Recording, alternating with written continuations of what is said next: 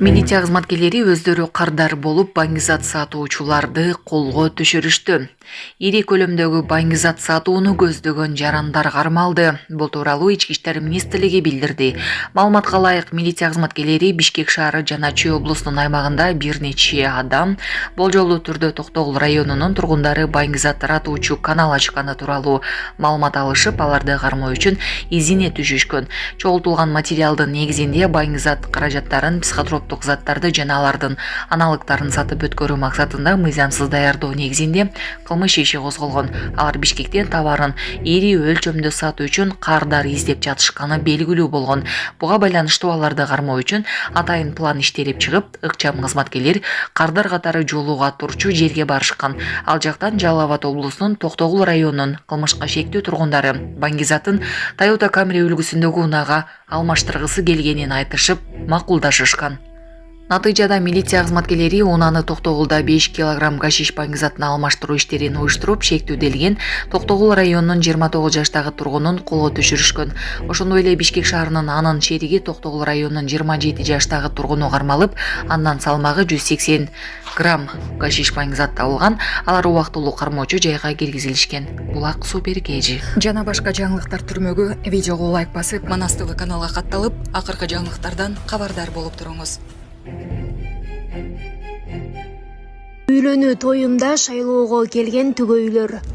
Кечээ 17 ноябрда жергиликтүү кеңештердин депутаттарын шайлоонун жүрүшүндө Ош облусунун Өзгөн районунда үйлөнүү тою өтүп жаткан жаш жубайлар добуш беришти. Эки жаш Дөң булак айылындагы номер 50-58 шайлоо тилкесине келди.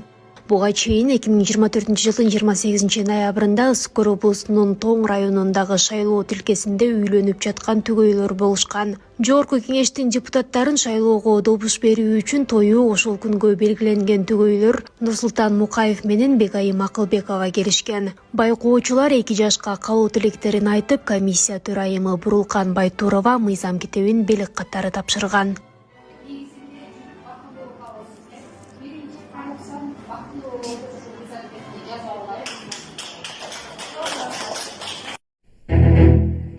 Кайрадан бомба. Бул ирет Медакадемиянын имаратында бомба изделүүдө. Бишкекте Кыргыз мамлекеттик медициналык академиясынын башкы корпусуна жардыруучу зат коюлгандыгы тууралуу маалымат текшерилүүдө. Бул тууралуу көбөлөр билдиришти.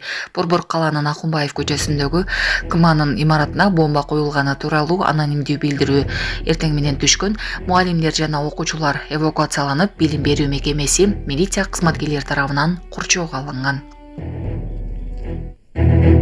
Менин үйүм турак жай программасына өзгөртүүлөр киргизилди. Президент Садыр Жапаров Менин үйүм мамлекеттик турак жай программасын жаңылоого багытталган жарлыкка кол койду.